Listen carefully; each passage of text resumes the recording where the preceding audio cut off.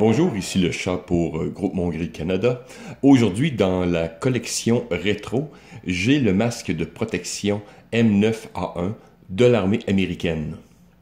Ce masque a été un des plus prolifiques, à côté, on pourrait dire, du masque russe GP5. Il a été copié par plusieurs pays, dont Yougoslavie, Serbie, la Finlande, Corée du Sud, Japon, la Suède, Italie et bien d'autres. La production de ces masques ont commencé en 1949 et s'est poursuivi jusque dans le début des années 60. Il a été remplacé au début de la guerre du Vietnam par le masque M17. Ce masque a été produit à plus de 3 millions d'exemplaires. Après son retrait officiel de l'armée américaine, ce masque a continué d'être utilisé de manière formelle par d'autres organes gouvernementaux et d'autres sous-branches militaires. Ici, on peut penser à l'inspection des dépôts chimiques, le déminage, nettoyage industriel et évidemment des services policiers et autres. Les premiers masques qui ont été produits étaient de couleur noire, mais la majorité des masques que vous trouvez maintenant sur le marché sont gris ou olive. Ces masques viennent en 3 tailles, donc petit, moyen et large, donc S, M et L, et en 2 variantes, gaucher ou droitier. Ces inscriptions du masque, la taille se retrouve sur le front en haut, donc on voit US avec M, et la variation gaucher ou droitier se retrouve sur le sac, donc on va voir une lettre L pour gaucher et R pour droitier, donc c'est du côté que le filtre va être disposé sur le masque. Passons le masque un peu en détail. Le masque est fait de caoutchouc synthétique moulé qui a été spécialement conçu pour bien résister au froid. Certaines personnes remarquent souvent que le masque a un look un peu clownesque dû à son nez assez proéminent. C'est pas pour faire de l'espace à l'intérieur pour le visage ou le nez de la personne. Vous allez voir à l'intérieur que le masque, le sous-masque, a aucun problème. C'est que de l'entrée d'air, vous avez 2 sorties sous les lentilles. C'est bien sûr pour faire circuler l'air et éviter la buée dans les lentilles. Les lentilles triangulaires ressemblent beaucoup à celles du M65 américain. Sont faits de plastique, sûrement une forme d'acrylique. Je n'ai pas réussi à trouver la formule exacte, mais l'acrylique était d'usage très courant pour l'époque. Maintenant, on utilise beaucoup plus du polycarbone, mais il s'agit de lentilles épaisses, mais faites d'un plastique. L'entrée d'air est de format 60 mm, comparativement au format plus moderne de l'OTAN, 40 mm. Format que l'on retrouve ou que l'on retrouvait sur les masques, anciens masques de l'armée canadienne et masques finlandais. C'est ceux qui me viennent en tête. Sûrement d'autres masques utilisaient le format 60 mm, mais qui n'est plus standard à notre époque. Des adaptateurs ont été produits pour ces types de masques, aussi pour l'armée canadienne, finlandaise et les autres que j'ai nommés auparavant. Il se trouve que j'ai sous la main, voilà, Donc, voilà l'adaptateur 60 mm à 40. Je ne sais pas si on voit bien à l'écran, mais à l'intérieur, vous avez une bague scellante, donc pour avoir une étanchéité parfaite. Donc, l'utilisation est très simple. On fait simplement visser comme un filtre. Et voilà, vous avez maintenant, vous pouvez maintenant utiliser des cartouches de filtre modernes sur le masque. La valve d'expiration se situe sous le nez et est protégée par ce couvercle fait du même caoutchouc que le masque. On peut y voir quelques détails. Je ne sais pas si on voit bien l'écran. Je vais poster évidemment une image détaillée, mais on voit encore ici date de production. Et donc, tout ce qu'on peut faire simplement, je ne sais pas si on voit bien, vous avez les trous ici, une languette pour aider, et on peut simplement soulever de manière ferme, et voilà. Des choses, des pic-pic, et vous avez votre valve d'expulsion d'air. Encore ici avec quelques numéros. Quand j'ai reçu ce masque, qui est quand même en excellent état pour quelque chose de plus de 60 ans, c'est toujours une chose importante. Je vais faire une vidéo sur la chose, mais la valve, peut-être qu'on ne verra pas à l'intérieur, la prise centrale était décalée vers le haut, donc il n'y avait pas, évidemment, l'étanchéité n'était pas parfaite, donc c'était une chose, si vous voulez bien sûr vous en servir de manière fonctionnelle ou opérationnelle, si c'est pour une collection, c'est peut-être moins pire, mais c'est toujours une bonne chose de vérifier quand même la fonctionnalité du masque. Mais voilà, et on va faire remettre. Parce que bien sûr, que ce soit les valves d'entrée ou de sortie, ou même intérieure, quand elles sont déplacées ou mal entretenues ou détériorées, vous allez avoir un son, un claquement souvent très désagréable. Sans parler bien sûr que la sécurité, l'utilisation du masque va être totalement compromise.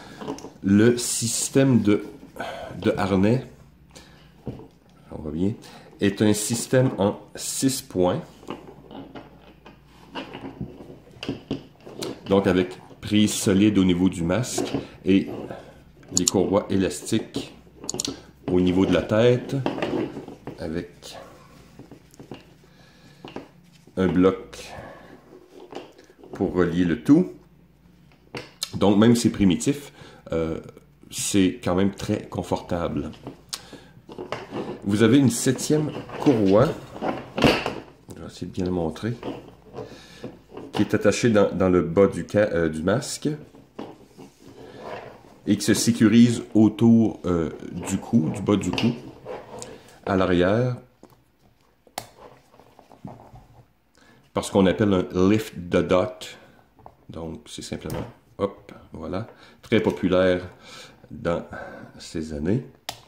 Donc, c'est une mesure de sécurité supplémentaire. Effectivement, quand on porte le casque, vous sentez que le masque ne bougera pas.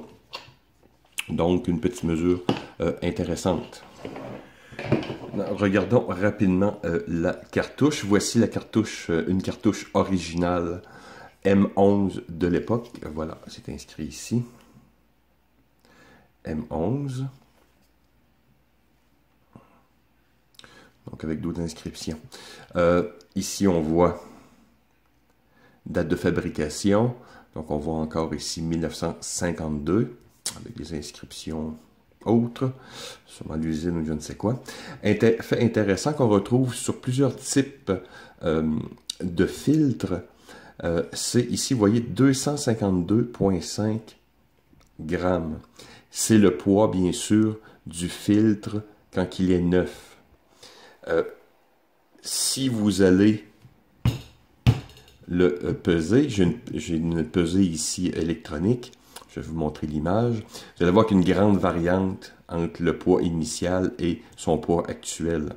C'est bien sûr que le filtre a été saturé, majoritairement soit par une substance ou s'il a été exposé, c'est l'humidité de l'air qui va finir par être absorbée lentement par le charbon actif. Mais on voit que dans son ensemble, encore ici, je vais faire une vidéo en détail sur les filtres, mais ici on peut voir la grille de retenue, le filtre EPA, et à l'arrière, encore la grille, très bien préservée, et le charbon actif quelque part ici. Et voilà, donc les filtres initiaux comme le masque, et vous allez pouvoir en trouver certains noirs, ou d'autres, j'ai vu des masques qui sont fournis avec des filtres, souvent les finlandais, parce que c'est évidemment des 60 mm. Donc, vous voyez ici les marquages, si vous voulez l'original pour votre collection. Mais bien sûr, celui-ci est expiré depuis très longtemps. Maintenant, nous allons passer... nous allons regarder un peu l'intérieur. J'ai bien sûr retourné le harnais pour qu'on voit mieux. Première chose, l'intérieur du caoutchouc est différent de celui de l'extérieur qui est lisse. À l'intérieur, vous allez voir, c'est poreux. C'est bien sûr pour créer une meilleure étanchéité entre vous et le visage. Donc le masque va avoir moins tendance à bouger, surtout quand vous avez de la sueur ou évidemment du camouflage ou autre chose. Donc intéressant. Ici, évidemment, la pièce principale, vous avez le sous-masque interne avec deux valves, donc associées au système anti-buée. Donc la valve d'expulsion, la mentonnière et un repli vers le haut pour créer une étanchéité supérieure par rapport aux anciens masques M3 ou M4 si je me souviens bien. Et maintenant, pour terminer les détails du masque, quelques accessoires étaient disponibles pour le M9. Je n'ai aucun de ces accessoires puisque certains sont extrêmement rares à trouver. Un des premiers était l'insertion à l'intérieur du masque pour des lunettes de correction. J'ai trouvé une photo, mais évidemment pas la pièce. Aussi, des cagoules complètes pour le masque. Je crois que vous avez peut-être pu remarquer en début de vidéo, j'ai publié une image contenant les gens de décontamination. Il y avait deux versions de ces cagoules, une légère d'infanterie sûrement, et une qui était spécialement faite pour les équipes de décontamination lourde dans des sites extrêmement contaminés et autres. Et bien sûr, le seul accessoire non officiel en tant que tel, on pourrait dire, est l'adapteur 60 mm. En parlant de décontamination, j'ai vu une autre vidéo d'une autre personne qui avait publié le masque avec une variante de décontamination que je n'ai pas bien sûr, qui est extrêmement rare, mais qui utilisait un tuyau relié à un système de filtration très particulier qui ressemblait à une petite valise jaune et orange. Je ne sais pas si je vais être capable de la retrouver, l'image, ou de la publier. Mais ici, ça vous permet juste de vous donner une idée que j'ai pu avoir ici avec mon tuyau 40 mm, mon adaptateur ici, et bien sûr au bout, j'aurais eu le système de filtration très particulier.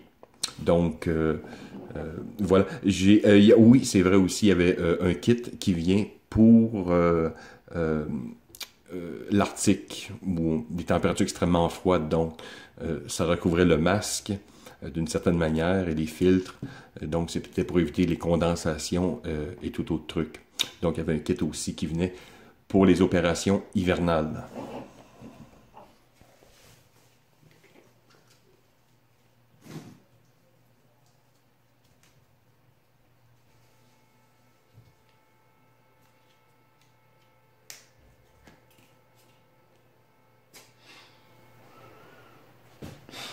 Alors,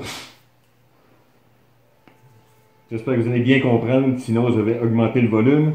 Bien sûr, ce masque ne dispose pas de diaphragme de diffusion pour le son, donc ça limite un peu. Mais dans son ensemble, ce masque est très confortable. Vous le sentez à peine quand il est bien ajusté. Vous voyez encore, l'étanchéité est encore excellente. Donc, voilà, ça va conclure pour cette petite vidéo sur le masque M9A1. N'oubliez pas de vous abonner et n'oubliez pas de faire vos commentaires et on se dit à la prochaine.